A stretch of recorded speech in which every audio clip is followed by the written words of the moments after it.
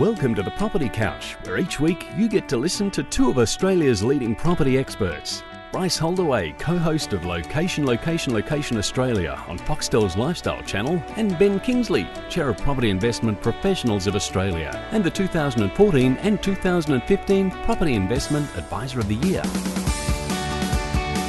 All right, folks, you're on the Property Couch, where each week Ben and I give you the insider's guide to property investing. Hello, mate. G'day, bud. How are you? Mate, this week, guess what? We're off to Arick. We are off to Arick, mate. We're going to the Gold Coast. Going to the Gold Coast. I know. How good is that? We told our wives that we've got this course that we're on, and they wanted to know if it was 18 holes. But no, we're going to... do you watch $1 Million Listing? No, you don't watch telly. I don't watch telly. What am I even asking? No. There's this guy in New York. He's potentially the number one real estate agent in the world. Yeah. So not only is if you ask him, well, no, his numbers actually back it up. Okay. And he's the headline act. Good. So it's going to be interesting. So for anyone who's nowhere near the real estate agent industry, Arick is basically Australian real estate.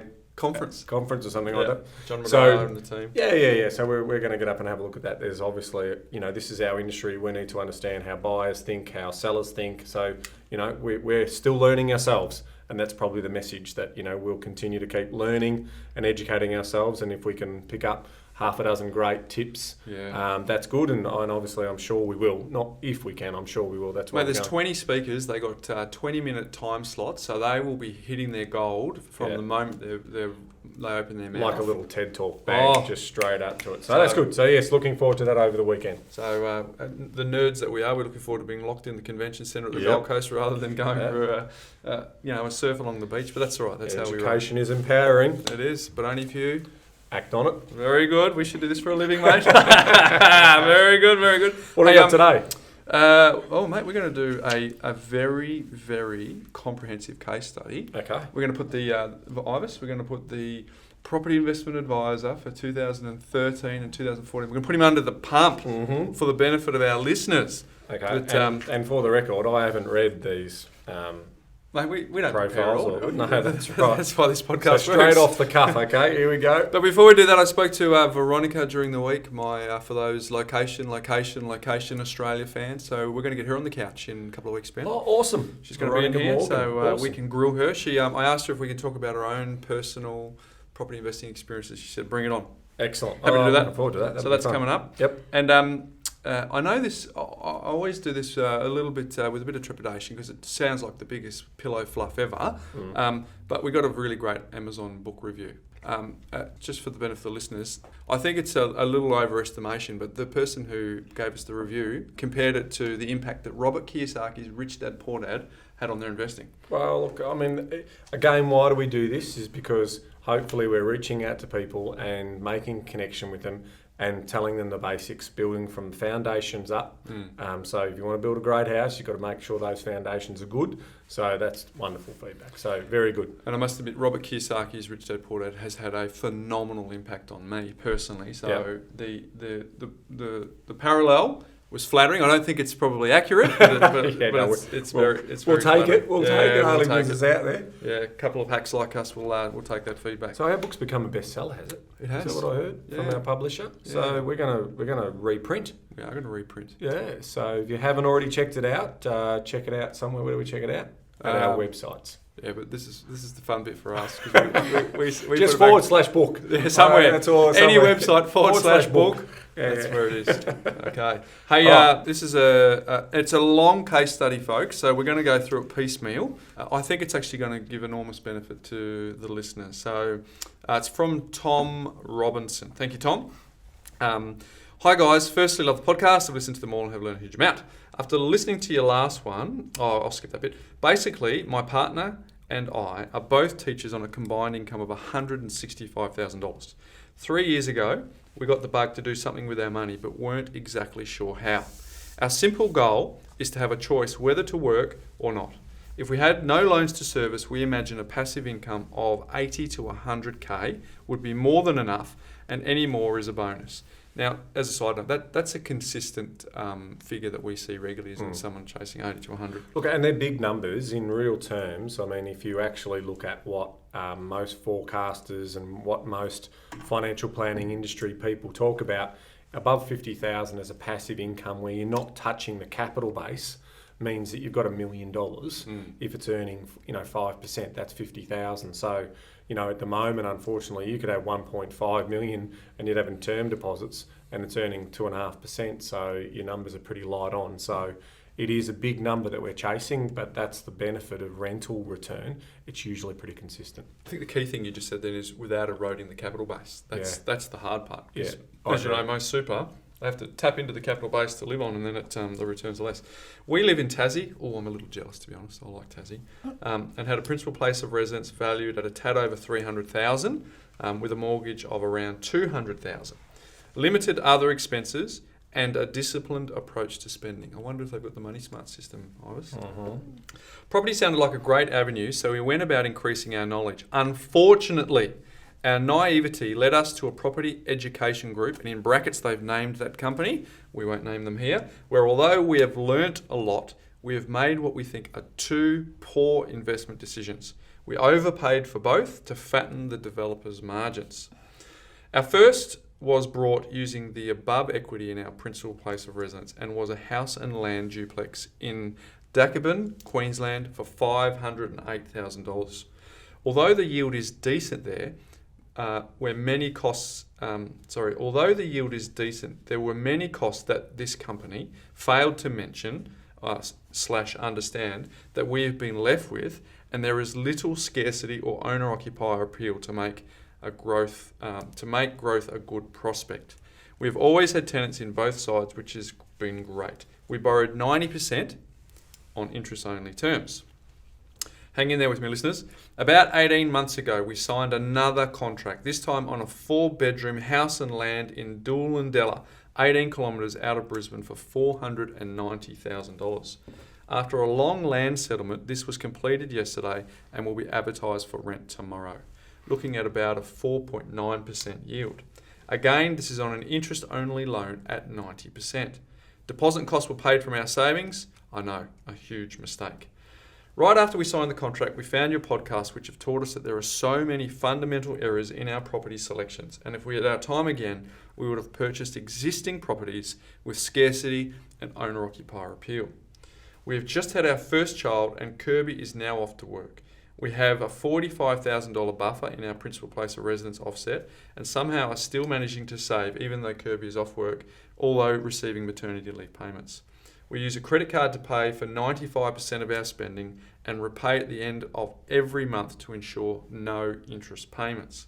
So, we are still very keen to use property as our investment vehicle and have learned so much in the last year, but are now stuck as to our next step. We doubt we have enough equity to purchase again now, and the fact Kirby is off work will severely hamper our serviceability. She will return to work at the start of 2017. So here's the questions. Do we sell both or one of our current properties? We'd like to keep if possible, as I'm a firm believer in buy and hold, although they will hamper us moving forward. Next question is where to from here? And then the last bit is any information you can give would be extremely appreciated. I'm sure there are a number of people who have used spruikers such as these to purchase less than ideal investments. So there's a bit going on there, Ben. There's a lot going on there. And I mean, I'll start from the top. Yep. So, I was interviewed by a reporter from The Age, from The Domain yesterday, and I was explaining to her the current challenges we have around educators and coaches and people who play in the property space. And there's plenty of them around. You can see constantly if you're online, there'll be certain people's details pop up. They're the ones who are always advertising. And what they do is, because I'll take a step back firstly, and I'll say the first things first is super high net worth people usually have a team of advisors around them. They have like these advisory boards and there's checks and balances. We're talking people who have maybe 20 million or more in wealth. Then we get down to people who are very well off. They might have net worth of around $5 million. I could almost guarantee you that every one of them would have a financial advisor or a very strong accountant who is guiding them on their pathway. Then we get down to average Australian, mum and dads, in this case a couple of teachers, And it's often the case that these are the people who we hear the horror stories about. They're the ones who have maybe sought out some advice or have been coaxed into a conversation. And because their radar isn't as advanced as maybe some people who have a commerce background or a wealth creation background, they believe a lot of what's being sold to them. And some of them are very convincing.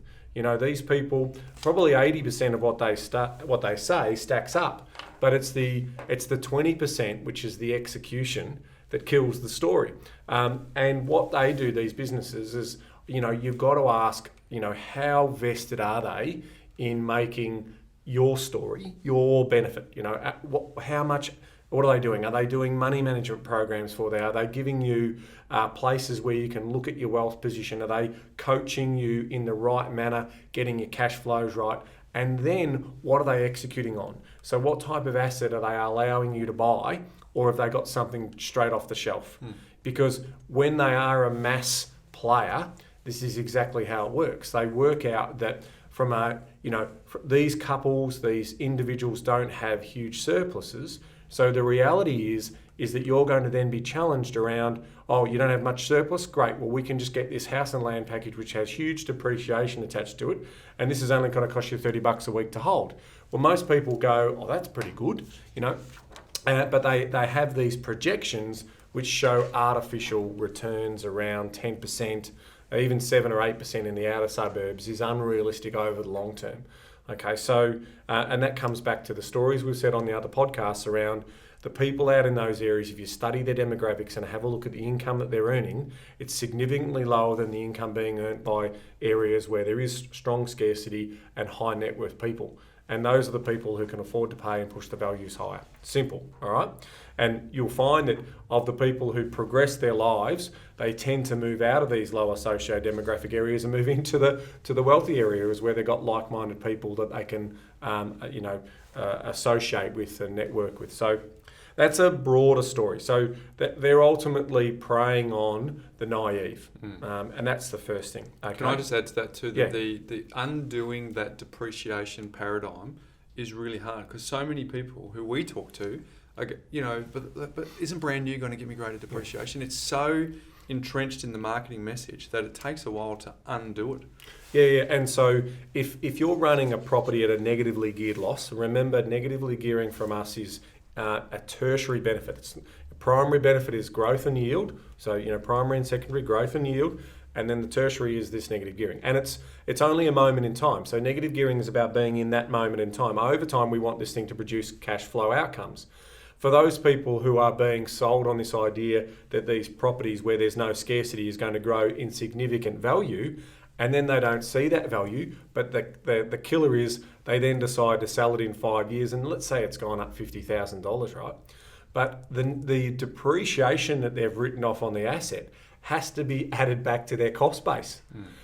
So a lot of people don't realise that when you sell the asset, that has to be added back to the cost base. So it's a cash flow benefit early as the assets, from a technical point of view, in accounting terms, the wear and tear on the asset is reducing the asset value. But if you sell it, it's got to be added back to the cost base. So that's going to be part of, the additional tax that you pay if you've made a capital gain. Yep. So that being said, we're now getting into the nitty gritty. So for Tom and your partner Kirby, what's the big things here? So Can I give you a breath point? Yeah, because I just got to say at this point, disclaimer. Yeah. General advice only. So basically, anyone who's listening to this, don't act on it. Just use it as a guide to ask more questions in their own circumstances. Correct. So of all of this information, there's one critical piece of information that I would need to be more precise about the advice work that I give. And that is, I heard some great things about what you guys are doing. You're managing your money well. You've told me your gross income. You've told me your debt positions, but I don't know your surplus. So your weekly and monthly surplus is the story that I need to unpack, because I know people who have had 5 children and have household income significantly lower than a couple that have had 1 child on executive salaries, and their surpluses are the same. Some people spend more money than others. We've got amazing stories of couples running their house on household on as low as $11,000. Extraordinary. Don't know how they do it, but they do. Households on, running at $17,000, which is, again, unbelievable. Not running any cars, but just running at absolute lean, mean fighting machines and generating significant surpluses. And then, the $250,000 household couple have kept making saying, we got only a $1,500 surplus a month. And we're like, don't know where it goes. I've got these photo albums of me in Europe if you want to have a look at those. Yeah, and that $25,000 holiday budget a year, and then there's the, and then we're driving we've got the lease agreement. We're paying $1,100 a month on the brand new Audi, whatever it may be. So Tom and Kirby, that's the main thing that I would want to be looking at in terms of that surplus. Now, coming into what you've bought, and coming back to exactly what you're talking about, what you've bought. You've learned that potentially now some of these properties in the northern areas of Brisbane, that is a growth corridor. So I suspect we will see some growth in those areas. I mean, some of these companies that are doing these courses and these training and the coaching or whatever, they honestly still do research, most of the case. But in terms of the challenge for them is that they need to find stock. We talk about investment grade investment stock. They need to find it. And it's very hard to find existing properties en masse for clients. Okay, there are businesses out there who do it, and you would know who they are because we've spoken to them on this podcast, and we'll continue to keep introducing people of businesses that we believe do really well in this space. But the reality is that if they're going to move 1,000 transactions a year, they need to find this stock. And how they do that is hence this house and land packages and these units and these apartments and all of that type of stuff. Can I add a point there, Ben? Because that's a really key point, because need to find stock. In full disclosure, I put it in the book. In the early part of my professional career, I was someone who helped people buy brand new properties from 98 to 2006. And from 2006 to the present day, I haven't helped a single person buy. So full disclosure. But what I used to do is, if I had a client, I'd run down a stock list. I'd say, I've got number 12, and I'd ring the developer and say, hey, that's the one. And I could probably have that off the market for 3 weeks before they got a signed contract back, just through the logistics of getting it back. Whereas yesterday, I put an offer on an established property on behalf of a client, and I spoke to the agent because I know them really well, and I missed out. There were 7 offers in on this property. I was one of those 7, and the one that they accepted was actually marginally less price than what I'd offered, because I had less generous conditions. We needed it subject to finance, we needed it subject to building and pest, right? But they were pretty good. I mean, they're only 5 business days finance, 5 business days for building and pest, and the owner took the bird in the hand. Now, so I have a client who's ready to go, who wanted to buy that property, and there was 6 others who wanted it as well. So, but that's the space that I play in. I play negotiation. There's a skill in that. You've got to be able to have the network. You've got to be able to have the relationships. There's so much going on. But to be honest, I could easily go and fulfill it on a stock list, but it's not the best outcome for the client. And you raise a massive point there. One we probably haven't talked about before in terms of when a radar should come up about, challenging what you're being told. If the price isn't negotiable on the new property, if the price is fixed, well, that's not a real open market then, is it? No, that's all you can buy it for. Well, no, I want to negotiate that. And there's so many stories that you can see on forums, and we've heard people talk about it where, a particular company took them into an area, they decided to do their own independent research, and they were able to buy the property for $50,000 cheaper. For exactly the same builder, negotiated the land themselves, so they cut out that middleman. That's a really good point. Because, they talked about the fat developers' margins. It's not the fat developers' margins, it's the margins that's going to be paid back to the educator, to this, so-called educator. 6 to 10% they get of the purchase price. As a marketing fee. And whereas a traditional buyer's agent should be operating around that sort of 2% mark. And I'm buying from real estate agents in Western Melbourne right now some of them are lucky to be getting 1.5% as a commission. Yeah. So on the established property. So their standard would be around 2%, but it's a massively competitive market at the moment. Because stock is low. Stock is low, so they have to drop their pants and take a haircut on their fee. So these marketers are often getting 3 to 4 times as much as the local real estate agent selling established. And what does it tell you about having 5 or 6 other competing parties? There's demand. Yeah, this was there it is. 229 square metres, one of 3 villas with a massive courtyard, one of 3 within Kui of the Brisbane CBD. Established property. Yeah. It was a no-brainer, and so it had 7 offers on. Yep. But I'd done the comps. I knew what it was going to be, and my price was marginally more than what the person who bought it. But their conditions, they were unconditional, and I just could not go unconditional. So if you were one of those persons who are on that property and you won it, congratulations. Yeah. And our podcast is helping. Wouldn't that be cruel? Because if this gets so good, if we tell everyone and everyone just wants to go on existing property, we could be in a bit of trouble. That's a thought. I think everyone should buy from a stock list. There's a thought. No, that's good. But look, the reality is that there's opportunities in different markets, and that's why we have full-time researchers who are trying to open up new markets for us to find when, we try and buy counter-cyclical, meaning that we will try and get into areas that others haven't quite discovered.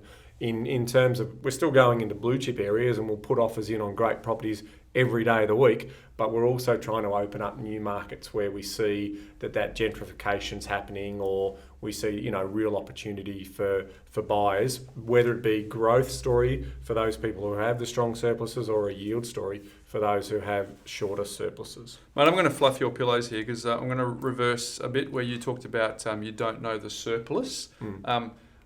That is a key golden point for the listeners, because most of the information that is in the marketplace, and to be honest, before I met you and in my own investing, was all around equity-based scenarios, because you can always create a buffer in your equity. And Chris Gray talked about it a few episodes ago, and it's fine, it works. Absolutely. But you've always brought it down to someone who's got a material income, generally parks it in their principal place of residence first. They want to pay that off. They've got to cover the household bill. So you've always referenced it back to the monthly cash flow at the end of the month for people, and you've been steadfast in that, and that's why you're a conservative advisor, because you don't put anyone into white knuckle territory, and you want to make sure that they have the ability to service life as well as these investment properties, because that's probably a criticism of a lot of the companies that people get information from. They forget about life. You're in a fancy hotel, they put up all the stuff on the whiteboard, and they say, but you can afford too because you've got equity. And it was going to be another point that I made on that is, I've been to so many of those seminars. Growth is not automatic. They get up there and go, it's going to go up by 10%. That, folks, is not automatic, because they'll use an example and show you that it has happened. But it is absolutely not automatic. And if you rewind back to some of the early episodes of the podcast, we give you the reason why it's not automatic. And there's probably going to be 2 tiers moving forward where the rising tide won't lift all ships. So the surplus that you talked about, listeners, I can't sort of emphasise this enough. That is the key. So if someone you were talking to doesn't ask you that very question, that's the very first question that Ben asks, that's a red flag. It is a red flag. And coming back to Tom and Kirby's situation, that would be one of the big things that I'd look at. And Tom, for actually writing in, I want you to reach out to me personally. You can find me on LinkedIn. Send me a message, and I will sit down with you and Kirby, and I'll do this complimentary for exactly what, looking at your situation, because you've allowed us to open up your story to Australia, and it's going to be an important message. So I'll then have a look at the properties you've bought. I'll do some area research for you, and I'll tell you what your next move is. But traditionally, that's good. Traditionally, what's going to happen here is we're going to, if I'm coming back to someone telling me whether I sell or whether I hold, I'm a believer that we try and hold on to even some of those average assets that we've bought. And I say that because, and I may have told you this story before, but I'll go back there again. Okay, when we buy property, the cost to buy property is expensive. So I'm going to explain this. So I buy the asset. I then got roughly 5 to 6% stamp duty. Okay, so there's my initial cost. then my holding cost for the first 12 months at the moment is going to be around 4 to 5%. So now I'm at around 10% in terms of my cost. So I always include the first year's interest, because I get these people going, oh, wow, look, my property's gone up $50,000 a year. I say, what interest did you pay? $34,000. I go, well, it hasn't really gone up that much then. So that's why it's a long-term play. So I put that in there. So let's say we have to sell 2%. I'm now at 12%. Let's say we have to rebuy again. I've got another 5% plus the interest cost for the year.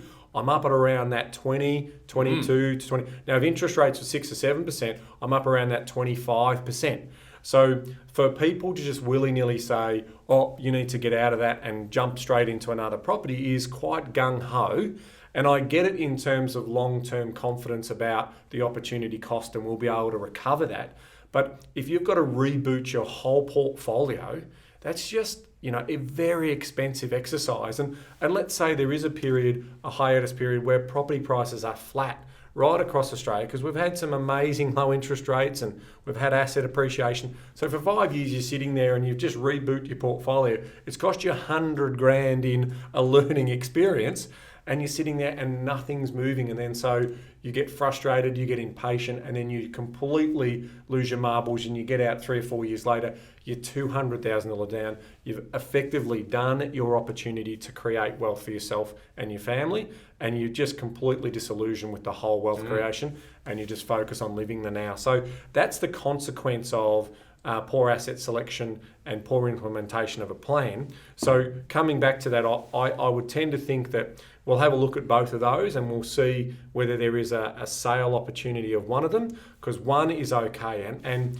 so in the hundreds and hundreds of plans that I've built, I think there's now been around 5 to 6 recommendations of sale.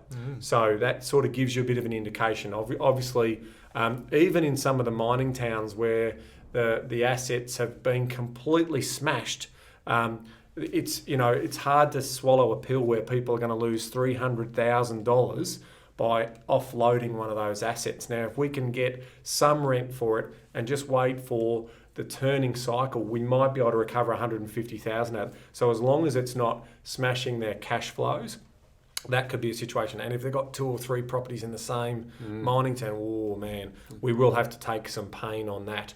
But it's usually a case study where, I get a client, and I've got one at the moment, 4 properties in Perth.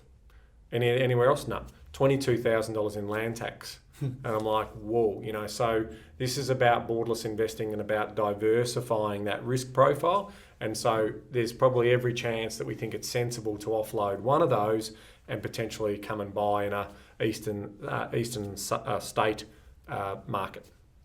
Very good points. The other thing too, Ben, is they're at 90%. So, that's aggressive lending, but they would have had to pay an LMI premium for that. So to make sure that they're getting the cost of that deductible over 5 years. Yeah, so obviously I'm hoping your structure is right. I'm hoping you have an offset account, and all your rent of your property should be going into your principal place of residence offset account, and then you'd be servicing the rent from that account. You're using your credit card smartly. I like that. That's good. And that should be an auto sweep. So here's another tip. Don't go with a credit card where you have to remember to actually pay it down. Because if you're 1 day late, the interest is done. And there's $120, $200 in interest that you can't recover. Whereas if you have that credit card with the bank that you've got your offset account with, you can set up an auto sweep. So you'll never pay interest, but you don't even have to diarise it. It just automatically happens. Because I know some people are like, but I like the rewards benefits on this card. And I say, trust me, you miss one of those payments in the next 24 months, all of that reward benefit you've got, you've just undone if you're rolling a balance of around $4,000 or $5,000 on a credit card. So that's another tip that we can tell listeners as well. It's a really good tip, Ben. So Tom and Kirby, there's some gold for you, and obviously for the benefit of all of our listeners, they can learn from your situation. So there's a bit there. There's buying from an education company. There's brand new properties. There's aggressive lending at 90%.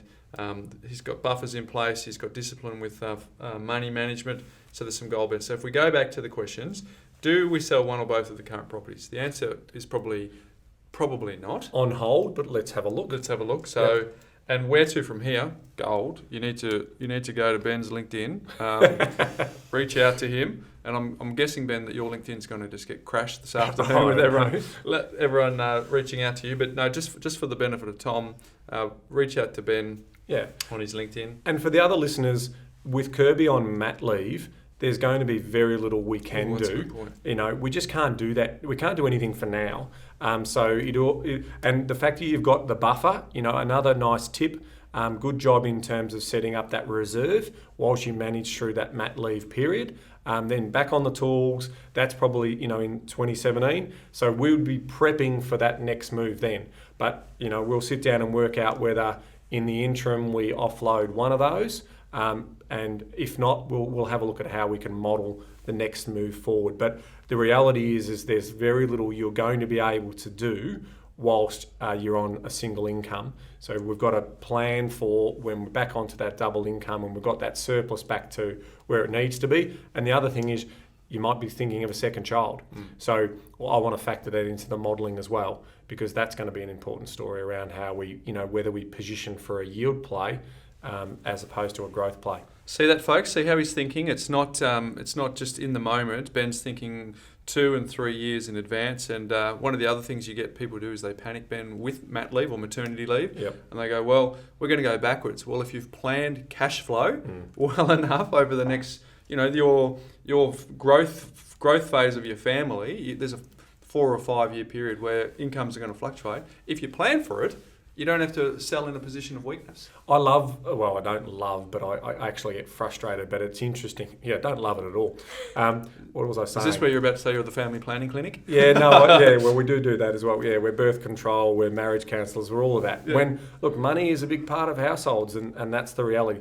But what I was going to say that it's very frustrating when we have people come in and say, oh, yeah, we actually had an investment property, but we sold it when we started a family. And I'm like, oh. And I just, before I even say, well, how much is it worth now? Oh, it's got to be worth a couple of $100,000 more, and we wish we'd never sold it. Oh my God, the amount of times I hear that. So what I was meant to say there is I love the stories where people are doing this and they're managing their cash flows so they don't sell properties when they technically don't need to sell. And what they do is they plan, so they may release a bit of equity and they manage through that period with a bit of a buffer account. And then, you know, they retain that property and then they can move forward on the other side. Now, even if they then ultimately decide to sell it in 2 or 3 years later, well, that's 2 or 3 years of growth that property's had. So that's money in the skyrocket. Yeah, if they go backwards 20 grand during maternity leave, but the portfolio goes up 50, there's net 30 in front. Net 30. Very good. So there you go, Tom. Again, reach out to Ben. We'd love to help you get some clarity around that, and we might even ask Tom's permission at some stage whether we can dial him into the podcast. Iris panics as she's working out how the technology Wait a minute, goes I'm for panicking that. now, yeah. Well, I mean, once you've had a chat with him, it'd be nice to do a follow-up sure. for the benefit of the listeners. So there we go. We had planned a couple, Ben, but I know, well, there you go. It's amazing what you and I can sort of shoot the breeze on. Well, just to give you an idea, a traditional plan that we would do for our clients usually takes between 15 and 20 hours. And that's usually 6 hours of consult time with the client. And then the building and the strategy and the modelling and then the scenarios that we run and then come back and then we finally come to a united view on the roadmap forward for each particular client. So in other words, a tailored strategy that, you know, I've just nailed that in 30 minutes? Yeah. so not that I've nailed it, but it's like there's a lot more to know. Yeah, that's the point. Well, you've given some nuggets for people to take away. That's the key point there in 30 minutes, which I think is really great. So there you go, Tom. Look forward to getting your feedback on that, and thanks for sending in. Thanks for being so frank with your details as well, which is really great. Ben, as we have snuck over 30 minutes, you always want to, in the lead up to the Labor Party policy, Federal election. Yep. Mate, thoughts on negative gearing? Yeah, so what I wanted to focus on with negative gearing now is I'm hearing some commentary around speculation, you know, that property investors are speculators. And I take offence when I hear some commentary from some of the Labor political players who are saying that, you know, average mum and dad households are paying for these negatively geared investors and it's not fair. Well, negative gearing is a moment in time, as I mentioned before. So if you hold the asset longer, it'll eventually be positively geared and the investor will pay tax. Bill Moss, who's a highly respected former head of Macquarie. Former head of the property division of Macquarie, again was on radio early this week talking about 30% property price falls as well as higher rent. So it's starting to be, everyone's sort of saying it's all self-interest, but when you're talking about these analysts and these people who know property well, something's got to resonate, It's a bit like, if 95% of all climate scientists are saying, climate change is real, when you're starting to see all these people who know what they're talking about saying it's poor policy, it starts to resonate with that. So what we're going to do, because what I don't like is this idea that they think that the property investor doesn't pay their fair share of tax. So we're going to build a scenario, and interestingly enough, the scenario we're going to build is a nurse and a teacher, and we're going to have that nurse and a teacher not doing anything, just living their life, paying down their mortgage and getting on with life, being that so-called average Australian who's subsidising these property investors. And then we're going to put the same couple and we're going to buy 2 investment properties for them over an 18-month period. And we're going to show them after 5 years how much tax that those investors have paid, after 10 years how much tax they've paid, and over 20 years how much tax they're paying, and how they're paying their way to contribute to the Australian economy, not just at the federal level, but the state level and also at the local level. So we're going to look at the stamp duty taxes, we're going to look at the capital gains taxes, the land taxes, and also the rates that they're also paying in terms of their way to contribute to society. Mate, that's good. So if anyone wants to be first to know about that, you've got to go to our Facebook page, The Property Couch. Just like us. We'll let you know as soon as Ben's got that That'll tax be out calculator. sort of early to mid-June. Early to mid-June. The last sort of push before the election. Everything we give out of like this, we do it in Facebook. So for all of our listeners who are on there, just go to The Property Couch. If you love Instagram, we're there too. If you love Twitter, we're there too. But go to our Facebook page because, Ben, we're also going to do a live video in upcoming weeks. It's going to be on Facebook. It's going to be on YouTube as well. Ivis is looking at me going, "It's whatever." Again, go on Facebook, folks, because I did a live video on Facebook about 3 months ago and it went really, really well. So gives our chance for our listeners to interact with us live. Wow. Because obviously we record this on a Thursday morning, it goes out Thursday afternoon. So yes. Our listeners can go to us live. So like us there and they'll find out about that straight away. Brilliant. Mate, where are we going? This is me again. Wait a minute, I got my paperwork. Croatia. Mate, where's Croatia?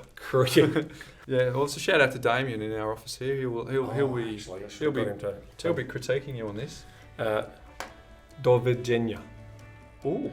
Dovidenja. Oh, first one was better. Dovidenja. Yeah. Dovidenja. Oh. Dovidenja. There we go. I have no idea. Dovidenja. There you go to all our Croatian listeners skiing down the slopes of Slovenia. Let us know if Ben got that right. So actually, a good shout out to all of our international listeners. Yeah, we've got a number. I know, but it's just really great. Dubai, yeah, Eastern Europe. I know for London. Where else? Yeah, well, I wouldn't know. I don't look at that stuff. But just a shout out if you're not in Australia at the moment and you're listening to the podcast. Thanks. That's a good idea. Go to our Facebook and just let us know where you are listening to us. Yeah, that's a That'd good idea. be great. We've got a competition coming up too about where people live. We've got lots planned on the Property Couch for the rest of 2016. But there you go, folks. Hopefully that's helped you with that case study that we got from Tom today. Of course, we're here every week, Ben. So until next week. Dovidenja. Dovidenja. See you, folks. Bye-bye.